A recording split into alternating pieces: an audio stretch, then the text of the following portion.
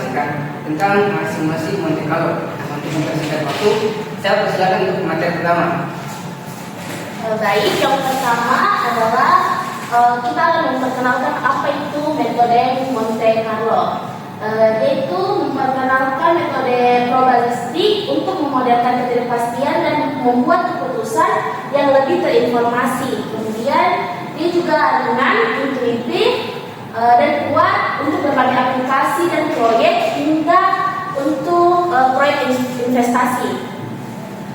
Terus apa itu Monte Carlo? Monte Carlo sendiri itu metode numerik yang menggunakan pengacakan berulang untuk memperkirakan hasil dan sistem yang kompleks. Berakar dari simulasi peluang di kasino dan berkembang menjadi alat intinya setelah digunakannya komputer pada abad ke-20. Untuk asal-usulnya sendiri, dia dikembangkan pada saat proyek Manhattan, yaitu namanya terinspirasi dari permainan judi karena berguna random sampling. Untuk konsep intinya digunakan konsep sampel acak untuk meniru distribusi variabel input, lalu amati distribusi hasilnya. Selanjutnya, mengapa kita menggunakan Monte Carlo? Yang pertama, untuk menangani model non-linear dan interaksi variabel yang kompleks, memberi distribusi hasil, bukan hanya titik estimasi, mengukur probabilitas kegagalan, nilai ekstrim dan risiko. Yang terakhir, fleksibel, cocok untuk teknik, keuangan, operasi, dan penelitian. Selanjutnya, prinsip kerja, langkah-langkah utamanya.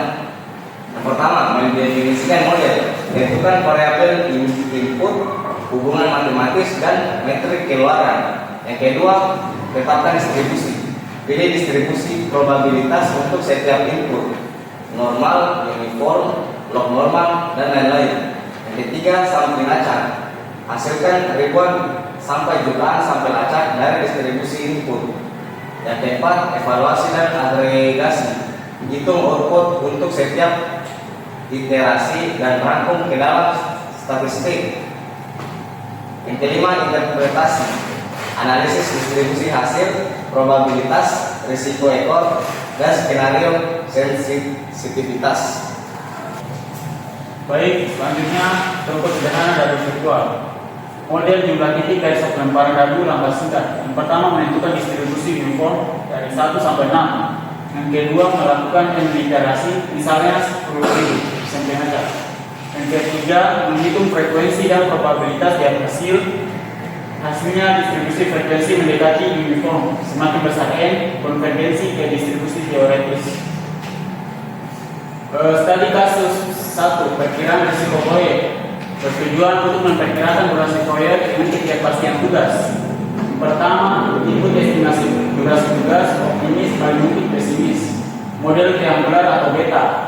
Kedua, memproses simulasikan ratusan ribu skenario aliran kerja, hitung distribusi durasi total. Yang terakhir, mengukur probabilitas selesai tepat waktu, buffer yang disarankan, versatile 90/95, dan identifikasi tugas kritis.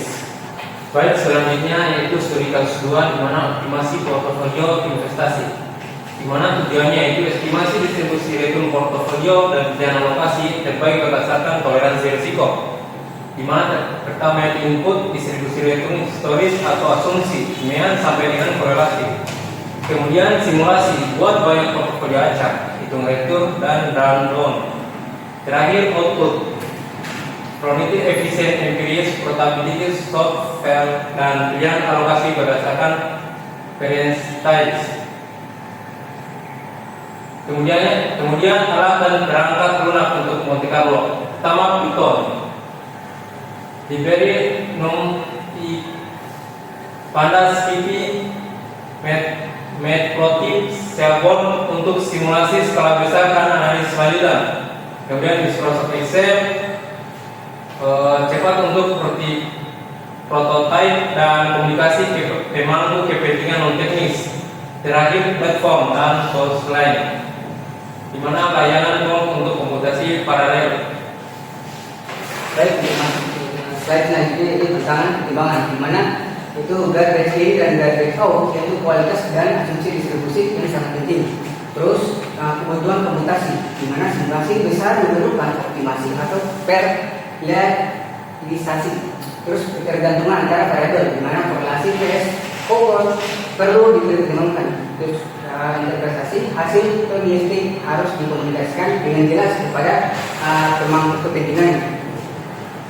Nah, berikut contoh soal untuk Monte Carlo sederhana, yaitu di mana dalam simulasi Monte Carlo sebanyak 5.000 liter literasi ditemukan, 4.200 simulasi berhasil dan 800 simulasi gagal.